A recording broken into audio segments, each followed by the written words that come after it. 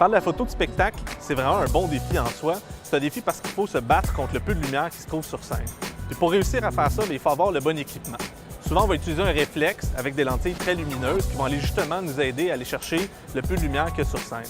Et aussi, on va essayer souvent d'augmenter le ISO. Souvent même, on va être limité à augmenter le ISO à la plus haute sensibilité possible de l'appareil, tellement il y a peu de lumière sur scène, si on veut avoir des photos qui sont nettes.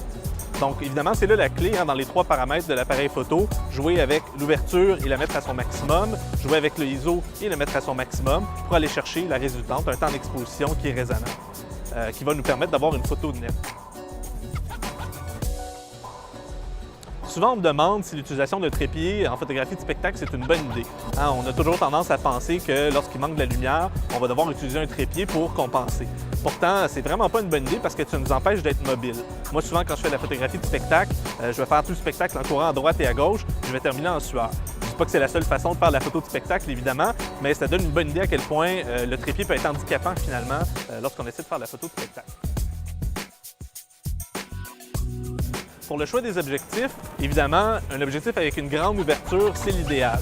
Les objectifs à focale fixe vont avoir des ouvertures souvent supérieures à 2.8, donc des ouvertures de 1.8, 1.4, 1.2 même. Évidemment, ça peut sembler être idéal, mais un objectif à focale fixe, évidemment, va nous limiter dans nos cadrages, alors qu'un zoom, lui, va nous permettre d'avoir beaucoup plus de flexibilité. Donc, moi, personnellement, je préconise plus l'utilisation des zooms à ouverture 2.8 que des fixes focales. Mais évidemment, tout va dépendre de la situation et c'est vraiment ça la beauté de la chose en photographie de spectacle. Il y a énormément de changements d'une fois à l'autre.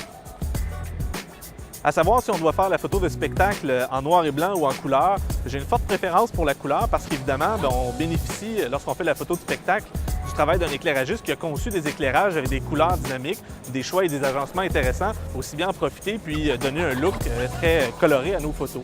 Mais évidemment, la noir et blanc va être plus adaptée quand la lumière va devenir très basse et qu'il va falloir augmenter beaucoup la sensibilité de l'appareil. Et donc, on va se ramasser avec plus de grains dans l'image. Bien là, peut-être que le noir et blanc va devenir plus intéressant.